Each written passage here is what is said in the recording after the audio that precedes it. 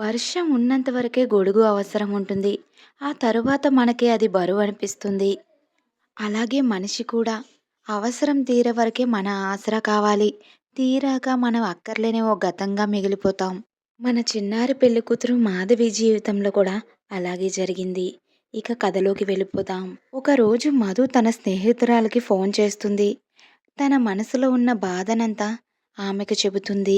శివ అసలు కొంచెం కూడా మారలేదని, అతని మాటలు తనకు ఎంతో ఇబ్బంది పెడుతున్నాయని, ఏదైనా సలహా చెప్పమని అడుగుతుంది మధు. అప్పుడు మధు స్నేహితురాలు, చూడు మధు, శివ ఉన్నా లేకున్నా నువ్వు ధైర్యంగా ఉండడం నేర్చుకో. అలాంటప్పుడు నీకు ఏ విషయం కష్టం అనిపించదు అని ధైర్యం చెబుతుంది. ఇలా వీరిద్దరి మాటలు చాలాసేపు కొనసాగుతాయి. శివ మధు దగ్గరికి వచ్చి, హే మధు, ఫోన్ మాట్లాడడం అయిపోయిందా?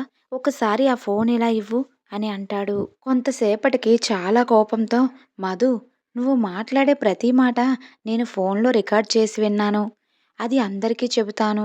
నీ పరువు తీస్తాను అని బెదిరించబోతాడు. ఏంటి? ఎందుకు వీడు నీకు మరో పెళ్లి చేసుకో అని అంటుందా నీ స్నేహితురాలు? మీ ఆడవాళ్ళంతా ఇంతే మధు అని కోపంతో ఫోన్ని విసిరి కొడతాడు. మధు వెంటనే కోపంతో, చూడు శివ, నేను ఫోన్ మాట్లాడిన మాట నిజమే. నీకోసమే అనుకోవడం నీ పొరపాటు. ఒక ఇద్దరు ఆడవాళ్ళు ఏమైనా మాట్లాడుకునే స్వేచ్ఛ వారికి ఉంటుంది. ఇక్కడ ఎవరి జీవితాలు వారివి శివ.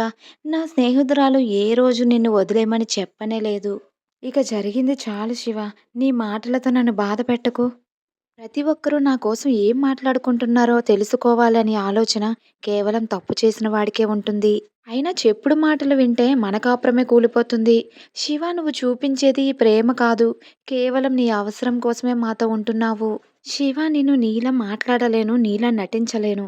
నా వల్ల కావటం లేదు. నిన్ను చూస్తే కలగాల్సింది ప్రేమ శివ, కోపం, అసహ్యం కాదు. ఎప్పటికైనా మార్పు వస్తుందేమో అని భరించాను.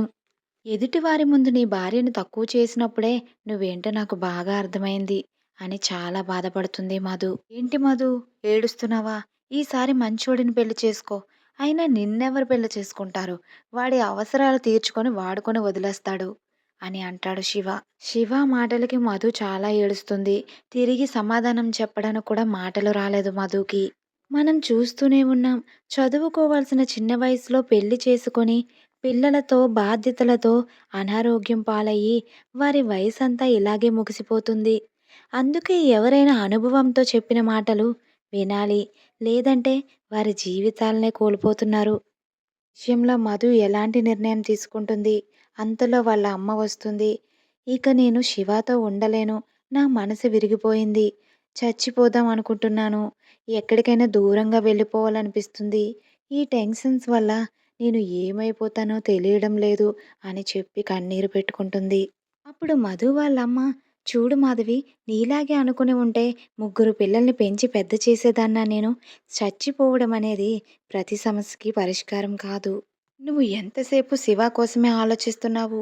శివాని ఇష్టపడ్డావు, పెళ్లి చేసుకున్నావు. తన పద్ధతి బాలేదని చచ్చిపోవడం కరెక్ట్ కాదు. నీ కడుపున పుట్టిన నీ బిడ్డ కోసం బ్రతకాలి.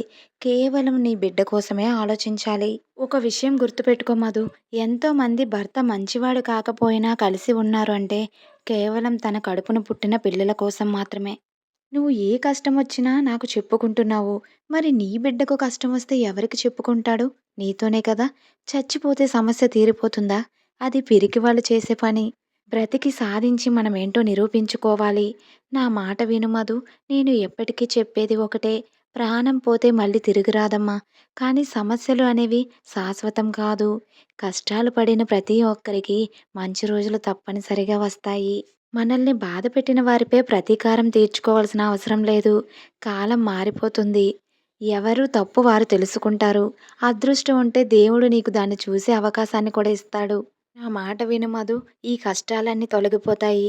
నువ్వు నమ్మలేనంతగా నీ లైఫ్ మారిపోతుంది.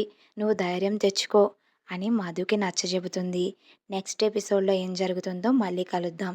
ఈ కథ మీకు నచ్చినట్టయితే ఒక లైక్ చేయండి. మన ఛానల్‌ని సబ్స్క్రైబ్ చేసుకోవడం మర్చిపోవద్దు. మళ్ళీ కలుద్దాం. నేను మీ స్మైలీ శాంతి. కోయిలాల ఓ సక్కని కథ ఇంటావా, కథ ఇంటూ నా మాటకి ఊ కొడతావా.